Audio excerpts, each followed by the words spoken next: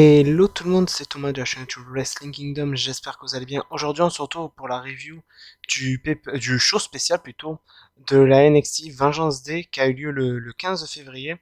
Je la sors un peu tardivement car de base c'était prévu que je fasse cette review avec Ghost Rider, mais vu qu'il ne l'a pas encore vue, il m'a proposé de la faire seul. Donc c'est pour ça qu'elle arrive un peu tard. Mais du coup, nous allons pas perdre plus de temps et nous allons directement passer au premier match. Nous commençons donc par le premier match qui était un match que j'attendais le plus, qui était un steel cage match avec des objets un peu similaires au Ambrose Asylum, excusez-moi, qui avait eu entre Jericho et Ambrose il y a quelques temps. Donc du coup, ce match opposait Pete Dunne contre Tony D'Angelo. Et le match, il a duré exactement 9 minutes 52. Et j'ai trouvé que franchement, c'était très très bon le match. Je veux dire, la stipulation a été très bien respectée. Il y a eu des objets, il y a eu des kendo, il y a eu des poubelles, il y a eu des marteaux, des extincteurs. Je veux dire, on a eu une multitude d'objets. Ça a été violent. J'avoue que cette rivalité-là est une de mes favorites du côté de NXT 2.0. Et sachant que NXT 2.0 est un format que j'aime bien, mais moins que le NXT d'origine, je trouve que Tony D'Angelo est une des rares stars pas catcheurs de base que j'arrive à apprécier, car chaque fois, à beaucoup apprécier, je veux dire, car à chaque fois qu'il est sur un ring, je sais pas, il dégage quelque chose, déjà un charisme, mais également un très très bon in-ring. Et face à un gars comme Pete Dunne, il pouvait que faire un bon match, et c'est ce qu'a été le cas. Victoire de Pete Dunne, donc j'imagine que c'est pas la fin de Pete Dunne du côté de NXT. Bon, vu ce qui s'est passé cette semaine à NXT, je vais pas spoiler pour ceux qui n'ont pas vu, mais c'est sûr que c'est pas encore la fin du côté de NXT pour Pete Dunne. Mais en tout cas, franchement, j'ai rien à dire. Le match, je l'ai adoré du début à la fin. Nous passons donc aux prochains matchs qui sont pour les titres tag team féminin de NXT, qui opposaient donc les championnes Toxic Attraction, donc Gigi Dolin et JC James accompagnés de Mandy Rose, qui affrontaient donc Indy Hartwell et Persia Pirota dans un match qui a duré 7 minutes 54. Faut savoir déjà premièrement, je suis un grand fan de Toxic Attraction. Pourquoi? Car tout simplement Mandy, je l'ai suivi depuis Tough Enough, donc depuis ses tout premiers pas dans le ring. Et Gigi Dolin et JC Jane, je les connais depuis l'indie. Donc JC Jane à l'époque, Avery Taylor, je l'ai suivi du côté des Evolve. Et Gigi Dolin, Priscilla Kelly, je l'ai suivi d'un peu partout en indépendant. J'adore ces catcheuses. Indy et Persia, j'aime bien, mais je veux dire, voilà, c'est pas non plus mes favorites. Mais malgré tout, elles savent assurer dans le ring, ça, il faut le reconnaître. Elles sont très très bonnes dans le ring. Persia, je trouve qu'elle arrive un petit peu à se comment dire à se démarquer du sens par son style un peu powerhouse et j'aime beaucoup. Victoire de Toxic Attraction, ce que je trouve logique car je pense qu'on va plus partir sur une rivalité entre les deux copines actuelles, car on voit que Persia est un peu jalouse de la relation que Indy a avec Dexter, et cette semaine, il a commencé à avoir un rapprochement plus que visible entre Duck et Persia. Duck qui joue le rôle de l'ex de Indy, donc je pense qu'on aura une petite rivalité de couple du côté d'NXT, ce qui peut être intéressant car dans mes souvenirs, il n'y en a pas eu extrêmement des rivalités de couple comme ça. Donc, hâte de voir. En plus, c'est quatre personnes très talentueuses, donc ça pourrait proposer quelque chose d'assez intéressant. Pour ce qui est de Toxic Attraction, je les vois perdre contre Cora Jade et Raquel Gonzalez. Car je vois Cora Jade et Raquel Gonzalez gagner le Dusty Rhodes Tag Team Classique féminin et du coup battre Toxic Attraction, mais sinon je les vois pas perdre avant contre une autre équipe. Voilà. Nous passons donc au prochain match qui est pour le NXT North American Championship, qu'opposait donc le champion Carmelo Hayes contre le challenger Cameron Grimes. Un match que j'attendais beaucoup car c'est deux catcheurs que je connais depuis très longtemps. Bon, Cameron Grimes, je l'ai connu à l'époque de Trevor Murdoch du côté de la PWG. Je l'ai également connu du côté d'Impact. Donc voilà, je le connais assez bien. Pour ce qui est de Carmelo, lui, je l'ai découvert en indie, je crois, vers la Evolve et d'autres compagnies sous le nom de Christian Casanova. Et les deux, je trouve qu'ils sont très très bien utilisés à NXT. Je suis très content de ça. Le match était juste exceptionnel. Je ne sais plus si j'ai déjà duré d'ailleurs. Le match a duré 15 minutes 57. C'était vraiment 15 minutes 57 de pur bonheur, de pur bon in-ring. Là, franchement, j'ai surkiffé le match.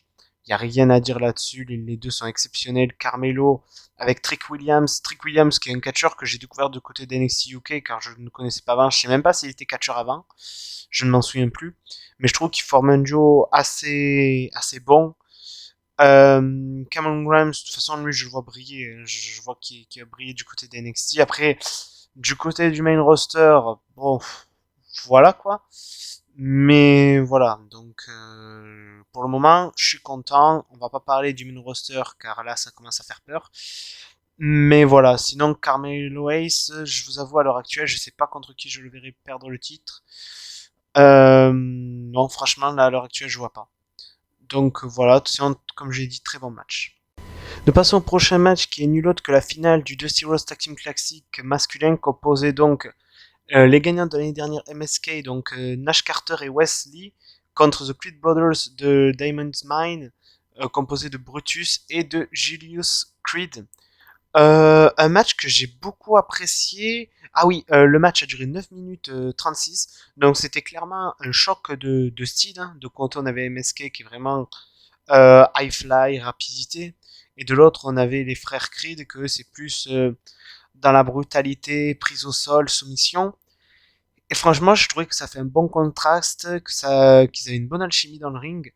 Sans doute, et c'est pas pour être méchant, sans doute le meilleur match des Creed Brothers depuis leur arrivée. Bon, MSK pour moi, c'est mon équipe favorite du côté de NXT parce que je les connais depuis très longtemps, à l'époque des Rascals avec Trey Miguel. Donc je suis un grand fan d'eux. Bon, les Creed Brothers, j'aime bien, j'avoue, c'est pas mon équipe favorite, mais je pense que ils auront les titres tag team cette année, ça c'est certain.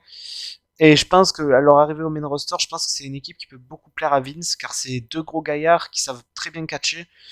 Au micro, on n'a pas trop entendu, donc je vais pas parler de ce que je ne sais pas. Mais niveau in-ring et niveau corpulence physique, je pense que c'est une équipe qui peut beaucoup plaire à Vince. Donc pour eux, je vois quand même un futur assez brillant, que ce soit du côté de NXT ou du côté du main roster, donc tant mieux pour eux. Après, pour MSK, je trouve que du côté de NXT, ils ont un peu tout fait. Ils ont été champions, ils ont été vainqueurs du Dusty Rhodes Tag Team Classic. Est-ce que ce serait pas le temps de vaquer vers d'autres occupations, peut-être le main roster, mais malheureusement, vu comme ils sont, même si je les adore, pour moi c'est une des meilleures équipes du monde, j'ai peur que Vince et Nick Khan j'allais les insulter, donc je préfère rien dire.